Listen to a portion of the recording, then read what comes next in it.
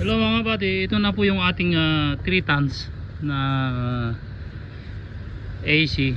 Ito po ay ducted type na AC.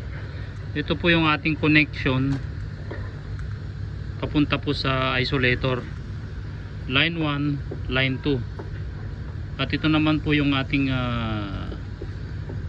connection pababa. Ito po yung ating phase, neutral at yung command number 3.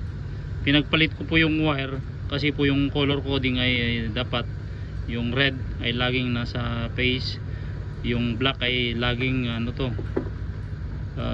command. Although wala namang problema, pero mas maganda na sundin na lang natin yung nandun sa diagram. Ayan po mga buddy, ito po yung contactor at ito po yung capacitor. Yung capacitor ay 60 microfarad.